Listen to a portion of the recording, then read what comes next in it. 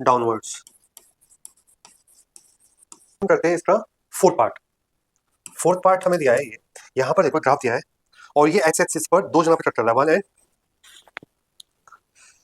Hello my dear students, कैसे हो आप सब। तो बच्चों आज मैं स्टार्ट करने जा रहा हूँ क्लास 10th का चैप्टर नंबर 2, पॉलिनोमियल।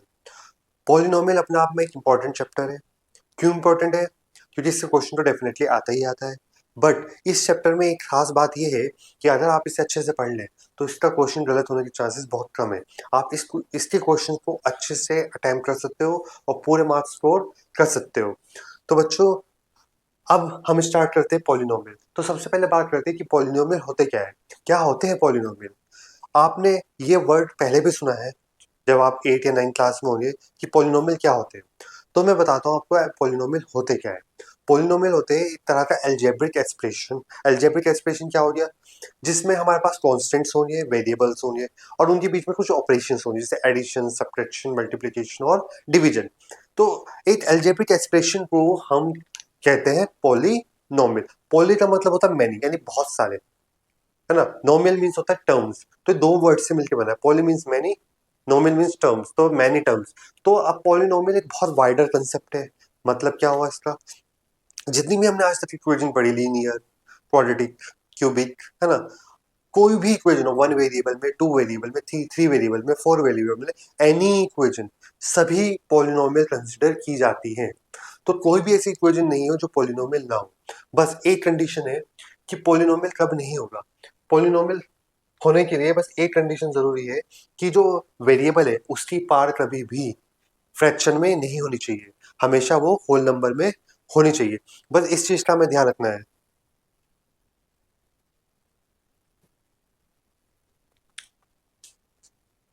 तो बात करते हैं पॉलिनोमियल की, पहले से डेफिनेशन देखते हैं। Polynomial is made up of two terms, namely poly meaning many and nomial meaning terms. ठीक है, तो ये टर्म्स हो गया और ये मैनी, तो इन दो वर्ड से मिलकर बना है। A polynomial is defined as an expression which is composed of variables, constants and exponents that are combined using mathematical operations such as addition, subtraction, multiplication and division। तो वो सिंपल सी चीज है। तो इसमें अब हमारे मोनोमियल मतलब जिसमें सिंगल टर्म हो, बाइनोमियल में जिसमें दो टर्म हो, ट्राइनोमियल मतलब जिसमें थ्री टर्म्स हो। तो इसमें कॉन्स्टेंट्स भी हो सकते हैं, वेरिएबल भी हो सकते हैं, एक्सपोनेंट्स भी हो सकते हैं। तो कॉन्स्टेंट्स क्या होते हैं, जैसे ये नंबर 1 2 3 4, कॉन्स्टेंट्स इसलिए बोला गया है ना, इनकी वैल्यू चेंज नहीं होगी, और जिनकी वैल्यू चेंज नहीं होती वो कॉन्स्टेंट है। अब मैंने बोला 1, तो ऑब्वियसली 1 है वो, मतलब मैंने डिफाइन कर दिया ना उसे, तो कांस्टेंट है। GHS मतलब कोई भी वेरिएबल, कोई भी अल्फाबेटिक है जो वेरिएबल होगा। क्यों वेरिएबल होगा, उसकी वैल्यू हमें पता नहीं है। और ये हमारा एक्सपोनेंट, जैसे एक्स की पावर 5, ये हमारा क्या होता है, एक्सपोनेंट। तो एक पॉलिनोमियल में ये सभी चीजें हो सकती हैं। तो ज, हमारी जो पॉलिनोमियल है ये अपने आप में पूरा पॉलिनोमियल है। आप सपोज करें पॉलिनोमियल है, इसमें लीनियर इक्वेशन भी आती है, इसमें क्वाड्रेटिक भी आती है, ठीक है, इसमें क्यूबिक भी आती है, इसमें वन वेरिएबल में भी आती है, टू वेरिएबल में भी आती है। मतलब सभी कुछ पॉलिनोमियल के अंदर है। सभी टाइप की इक्वेशन पॉलिनोमियल में है। बस एक चीज आपको देखनी है कि पॉलिनोमियल क्या नहीं हो सकते हैं।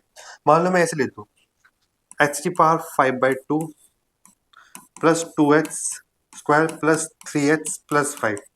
तो ये पॉलिनोमियल नहीं होगा। ये पॉलिनोमियल क्यों नहीं होगा, क्योंकि यहाँ पे x की पावर जो है वो होल नंबर नहीं है। पावर हमेशा होल नंबर में होनी चाहिए। बस ये छोटी सी बात आपको ध्यान में रखनी है, और ये बात आपको 8th और 9th क्लास में बता दी जाती है। बेसिकली जो हम यहाँ पर पॉलिनोमियल पढ़ेंगे वो क्वाड्रेटिक पॉलिनोमियल होगा। क्वाड्रेटिक पॉलिनोमियल जो होगा वो कुछ इस फॉर्म में होगा, ax² plus bx plus c equals to 0। Quadratic polynomial उसे कहते हैं जिसमें वेरिएबल की जो मैक्सिमम पावर है वो 2 होती है। ठीक, इसी से एक कंसेप्ट आपने पढ़ा होगा, डिग्री।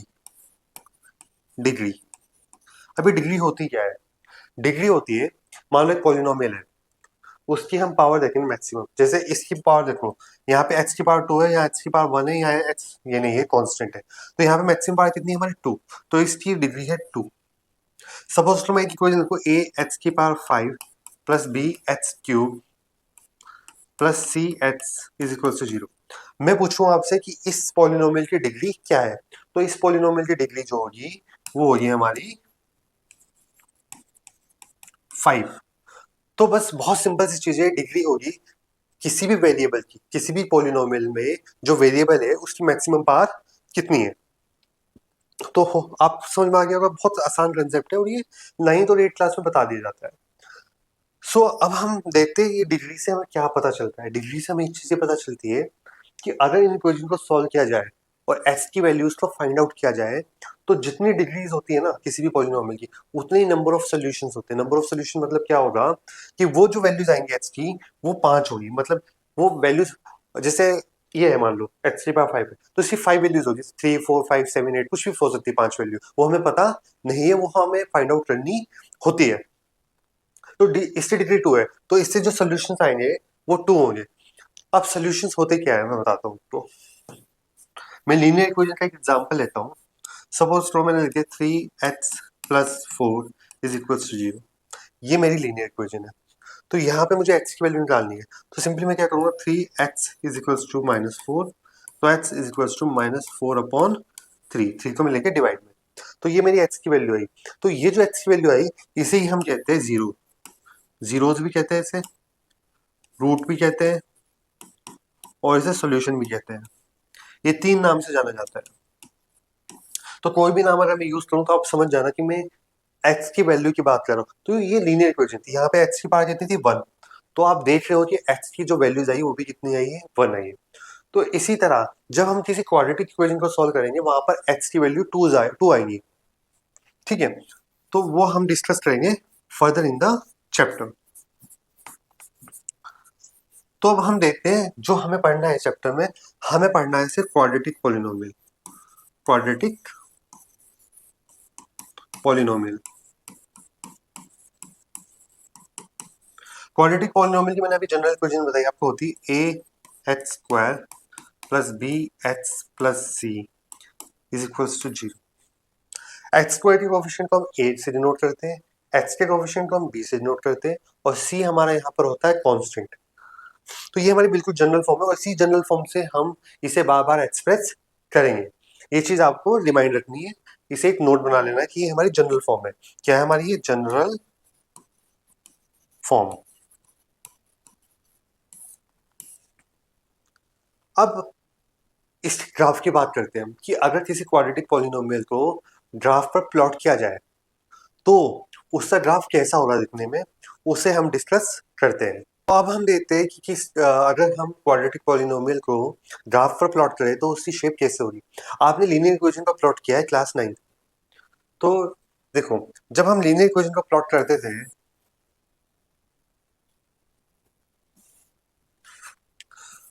जब हम लीनियर इक्वेशन का प्लॉट करते थे ग्राफ पर, सपोज करो ये हमारा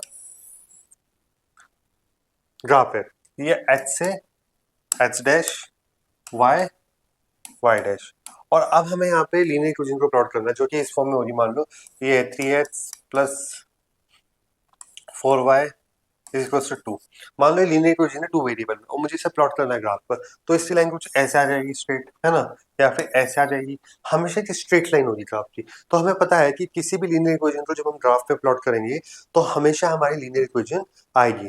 अब हम देखते हैं कि अगर किसी क्वाड्रेटिक पॉलिनोमियल को हम ग्राफ पे प्लॉट करें तो हमारा जो है क्या आएगा, हमारा ग्राफ की शेप क्या होगी, बहुत इंपॉर्टेंट और एग्जाम में भी पूछे जाते हैं। सपोज करो अब ये हमारा x x dash y y dash ये हमारा ग्राफ है। तो ये हमारी इक्वेशन, मान लो 3x square plus 4x is equal plus 5 is equal to 0। ये हमारी इक्वेशन है, 3x square plus 4x plus 5 is equal to 0। तो अगर हम इसे ग्राफ पे प्लॉट करेंगे, इसका कुछ इस तरीके से ग्राफ आएगा, इस तरीके से ग्राफ हो रहा है।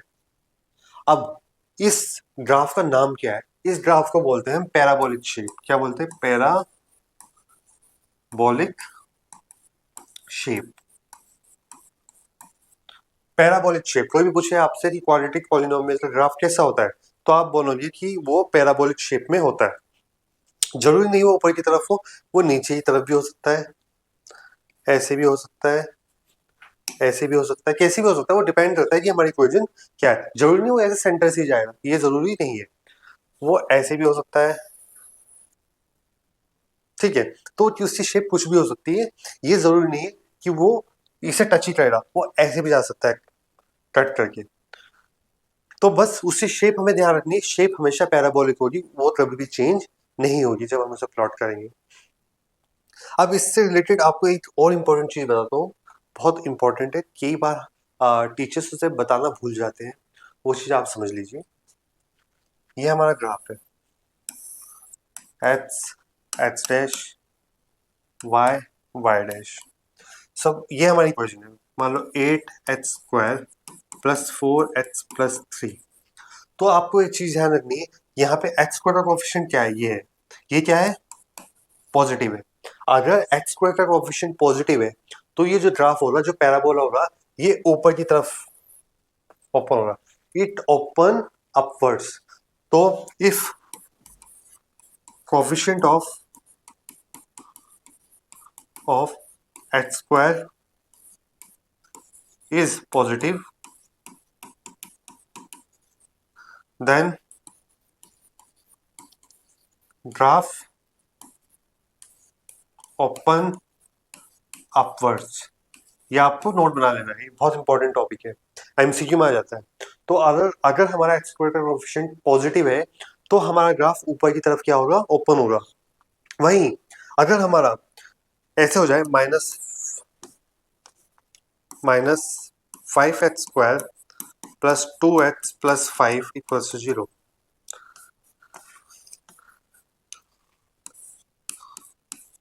तो यहाँ पर जो x² का कोएफिशिएंट है वो नेगेटिव है, तो ये वाला जो ग्राफ होगा हमारा, ये नीचे की तरफ होगा। तो इसका ग्राफ ये है और इसका ग्राफ ये होगा। एग्जैक्ट मैंने प्लॉट नहीं किया, मैंने एक रफ एस्टिमेट बनाया है। तो अगर x² का कोएफिशिएंट नेगेटिव होगा तो ग्राफ हमेशा नीचे की तरफ क्या होगा, ओपन होगा। ये चीज आपको ध्यान रखनी है, ठीक है। तो हम लिख देते हैं इसे, if coefficient of x² is negative, then the graph open downwards, then the graph open downwards। ये चीज आपको ध्यान रखनी है। अब हम इससे रिलेटेड कुछ और एस्पेक्ट्स को जानते हैं, इसे इरेज कर देते हैं। अब हम ग्राफिकली भी इसे सॉल्व कर सकते हैं। तो ग्राफिकली सॉल्व करने के लिए अभी हमारे सिलेबस में नहीं है, हाँ, बट हम जीरोस को आइडेंटिफाई कर सकते हैं ग्राफ को देखकर। कैसे, सपोज ये मेरा ग्राफ है, यहाँ पे लिख देता हूँ मैं 1 1 2 3 4 -1 -2 -3 -4 1 2 3 4 -1 -2 -3 एंड सोने चलता जाएगा। तो मैंने ग्राफ बनाया जो ऐसे जा रहा है,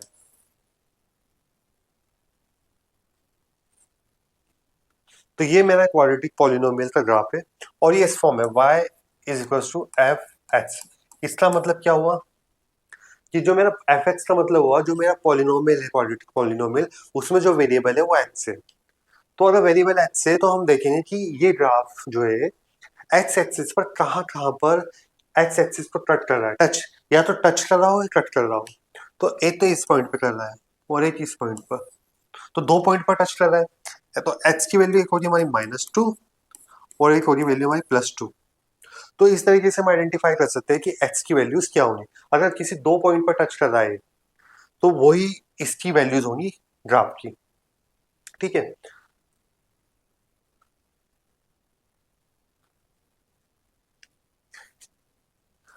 अब और इससे रिलेटेड कुछ चीजें आपको बना के दिखाता हूं मैं यहाँ पर।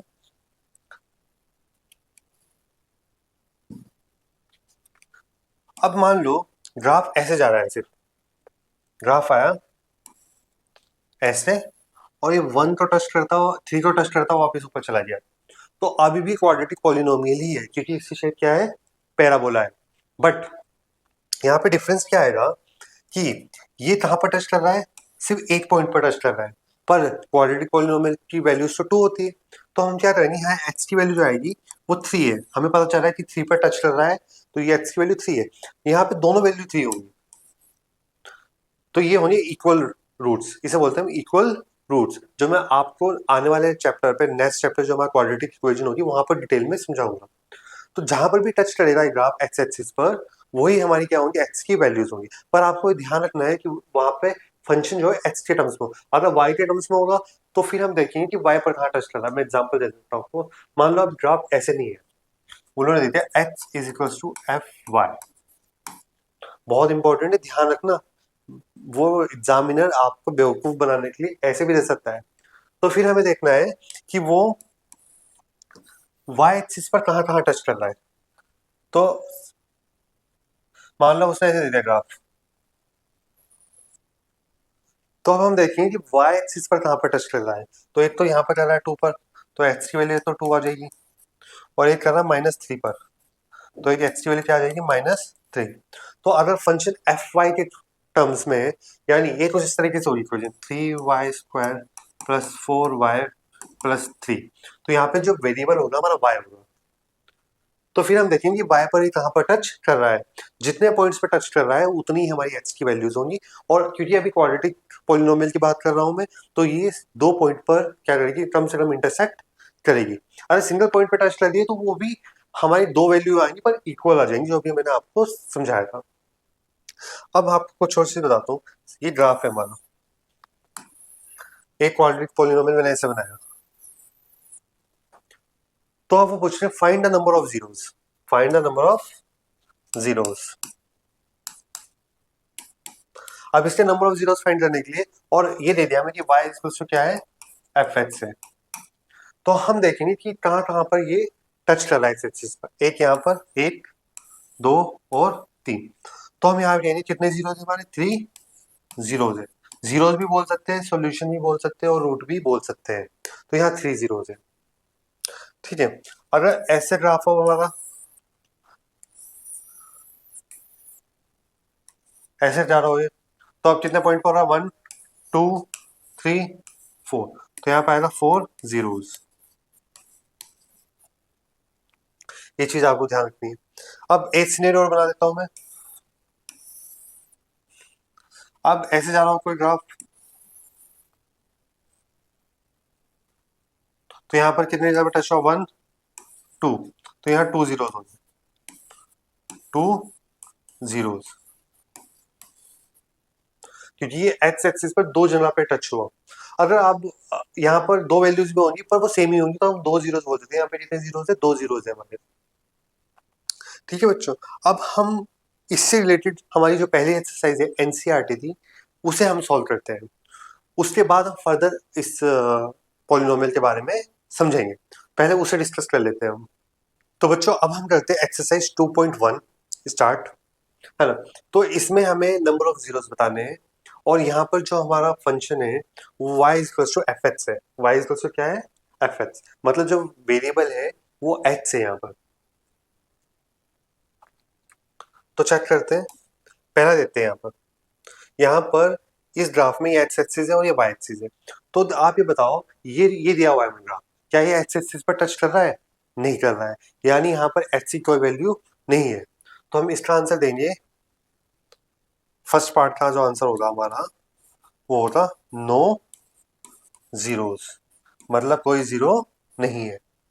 अब सेकंड पर देखो आप, सेकंड पर भी हमें ग्राफ दिया है, हमें देखना है ये एक्स एक्सिस पर कहाँ पर इंटरसेक्ट कर रहा है। तो मेरे हिसाब से यहाँ पर 8 पॉइंट नजर आ रहा है हमें सिर्फ, है ना। तो यहाँ पर जो हमारा सेकंड पार्ट होगा इसका, उसका आंसर होगा 1 जीरोस। अब थर्ड पार्ट पर आ जाते हैं। थर्ड पार्ट पर देखिए हम, तो ग्राफ ऐसे जा रहा है, 3 पॉइंट पर टच कर रहा है, 1 2 एंड 3। तो यहाँ पर हमारा जो थर्ड का आंसर होगा वो होगा 3 जीरोस।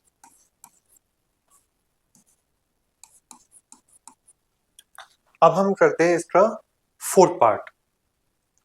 फोर्थ पार्ट हमें दिया है ये, यहाँ पर देखो ग्राफ दिया है और ये एक्स एक्सिस पर दो जगह पे कट कर रहा है, 1 एंड 2। तो यहाँ पे हमारे होंगे 2 जीरोज। फिर देखते हैं, यहाँ पर ग्राफ दिया है हमें, ये देखो एक्स एक्सिस पे 1 2 3 4, 4 जगह पर कट कर रहा है। तो यानी हमारे कितने जीरोज होंगे? 4 जीरोज होंगे। इस ग्राफ को देखते हैं, 1 2 3, 3 जगह पर टच कर रहा है या कट कर रहा है। तो यहाँ पर हमारे कितने जीरोज होंगे इस पार्ट में? 3 जीरोज। तो बस ये एक्सरसाइज काफी आसान है, बस आपको ये देखना है कि वो जो ग्राफ है, जो उन्होंने हमें ग्राफ दिया हुआ है, वो एक्स एक्सिस पर कितनी जगह पर, कितने पॉइंट्स पर टच कर रहा है, उतने ही हमारे क्या हो जाएंगे, नंबर ऑफ जीरोस हो जाएंगे। तो बच्चों आज के लिए बस इतना ही। नेक्स्ट वीडियो में मैं आपको इससे फर्दर एक्सरसाइजेज जो हमारी 2.2 उसे डिस्कस करेंगे, और क्वाड्रेटिक पॉलिनोमियल को किस तरीके से हम सॉल्व कर सकते हैं, उसे सॉल्व करने के कितने तरीके हैं हमारे पास, और उससे रिलेटेड कुछ जो प्रॉपर्टीज है कोएफिशिएंट्स की और रूट्स की, जीरोस की जो आपस में प्रॉपर्टीज है, उसके बारे में हम डिस्कस नेक्स्ट क्लास में करेंगे। जब तक कि आप इसे अच्छे से समझिए कि ये क्या है और इसे किस तरीके से सॉल्व किया जा सकता है। सो माय डियर स्टूडेंट्स, आज की वीडियो में बस इतना ही। इससे आगे मैं आपको नेक्स्ट वीडियो में बताता हूँ, और आपको मैं काफ़ी एडवांस पढ़ाऊंगा इस चैप्टर। सिर्फ एनसीईआरटी से पढ़ के इस चैप्टर में कुछ नहीं होने वाला है, बिकॉज क्वेश्चन का लेवल अच्छा बना दिया तो फिर आपको दिक्कत होने लग जाएगी। तो मैं आपको इससे R S Agarwal, R D Sharma के जो इंपॉर्टेंट क्वेश्चन है, या एनसीईआरटी एग्जाम्पलर के जो इंपॉर्टेंट क्वेश्चन है, मैं भी वो भी आपको कराऊंगा। बट इन द एंड पहले एनसीईआरटी कंप्लीट करेंगे। एनसीईआरटी कंप्लीट करने के बाद हम इंपॉर्टेंट क्वेश्चंस को डिस्कस करेंगे। तो बच्चों अगर आपने चैनल को सब्सक्राइब नहीं किया है, चैनल को प्लीज सब्सक्राइब कर लीजिए, बिकॉज आफ्टर 2 और 3 months I will start my online classes, free online classes. आप उस ऑनलाइन क्लासेस में मुझसे कोई भी डाउट पूछ सकते हैं, कोई भी क्वेरी पूछ सकते हैं। आपको कोई भी परेशानी हो, कोई क्वेश्चन हो जिसका आपको स्कूल में ना आया हो, आप वो भी मुझसे शेयर कर सकते हैं। मैं कोशिश करूंगा उसे आपको यहाँ पर सॉल्व करके समझाने की। तो बच्चों thank you so much for watching the video. मिलते हैं आपसे नेक्स्ट वीडियो में।